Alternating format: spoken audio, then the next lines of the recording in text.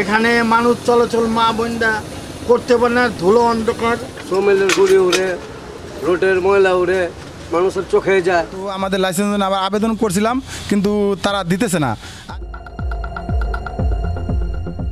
ঢাকার কেরানীগঞ্জে লাইসেন্সবিহীন অবৈধ করাত কলের ছড়াছড়ি। বেশিরভাগ করাত কল গড়ে উঠেছে ঢাকা মাওয়া মহাসড়ক ও শাখা রাস্তার পাশে, ফলে এগুলো জনগণের চলাচলে বাধা হয়ে দাঁড়িয়েছে। তাছাড়াও আবাসিক এলাকায় যত্রতত্র করাত কল গড়ে ওঠায় যেমনি পরিবেশ বিপর্যয় ঘটছে, তেমনি ভোগান্তিতে পড়ছেন স্থানীয়রা।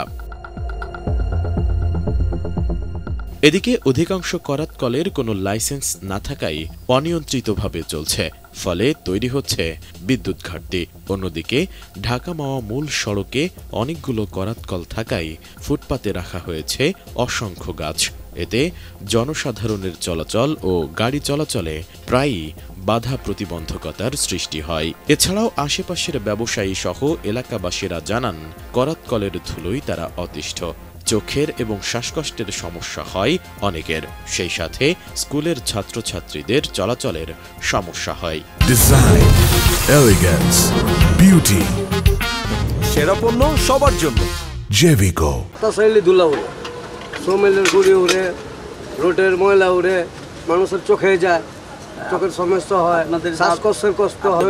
রাস্তার পাশে সোমেল, এত সোমেল তো সিরিয়াল থাকে না কোনো জায়গায়, একটার পর একটা সোমেল এখানে আছে। ধুলো বাড়লে তো সমস্যা হয়, সোমেলের গুড়ি, রাস্তার ময়লা, বালিতে দোকান গড়িয়ে যায়। বাসা বাড়িতে উড়ে, এখানে মানুষ চলাচল মা বোনরা করতে পারে না, ধুলো অন্ধকার। মালিক কর্তৃপক্ষরা জানান, একাধিকবার লাইসেন্সের জন্য বন বিভাগের কাছে আবেদন করলেও তারা গুরুত্ব দিচ্ছেন না। তারা মাঝে মধ্যে আসেন, টাকা নিয়ে চলে যান এবং কাজের কোনো অগ্রগতি পান না বলেই জানান তারা। আমাদের লাইসেন্স আবার আবেদন করছিলাম, কিন্তু তারা দিতেছে না। আজ দেখ কাল যেরকম করতে করতে ঘোরাঘুরি করতেছে, পরে মাঝে সাঝে টাকা নিয়ে চলে গেছে, আর আসে না। আর এই পর্যন্ত আমাকে কোনো ডিসিশন দেয় না, কবে দিব বা কি আসা বিষয় তা কিছু বলে না আমাদের কাছে। তারা আসে, তারা এসে টাকা নিয়ে যায় না, মাসে মাসে না হতে 6 মাস পর আসে। অ্যাপ্লাই করছি আর বিভিন্ন কাগজপত্র চাইতে আছে, ঠিক আছে। তা কাগজপত্র আমরা সংগ্রহ করিয়া পরে যেতে বলছে, পরে আর যাওয়া হয়নি। আমরা টাকা কয়েকবার জমা দিছি, কিন্তু তারা বলতেছে যে দিমু, কিন্তু তারা আমাদের কোনো কাগজপত্র দেয় নাই। মানে কার্ড নিয়ে এসে যে আমরা বন বিভাগে চাকরি করি, আপনার কাগজ দেন, নাহলে আপনাদের নামে মামলা করবো, আমরা দিছি, কিন্তু তারা আমাদের এখনো কাগজপত্র দেয় নাই। এ বিষয়ে উপজেলা নির্বাহী অফিসার রিনাত ফৌজিয়া জানান, উপজেলা বন বিভাগের তথ্য মতে কেরানীগঞ্জে 85টির মতো করাত কল রয়েছে। এর ভেতর বৈধ লাইসেন্স রয়েছে 22টি। বাকি যাদের লাইসেন্স নেই তাদেরকে মৌখিক নোটিশ দেওয়া হয়েছে। দ্রুত লাইসেন্স করার ব্যবস্থা গ্রহণ করার জন্য করাতকল মালিকদের কাছ থেকে 1 মাসেও কোনো আবেদন পায়নি বলে জানান তিনি। কেরানীগঞ্জ ঢাকার একটি উপজেলা। এখানে যতটুকু আমরা এখন পর্যন্ত জানতে পেরেছি, প্রায় 85টির মতো করাতকল আছে।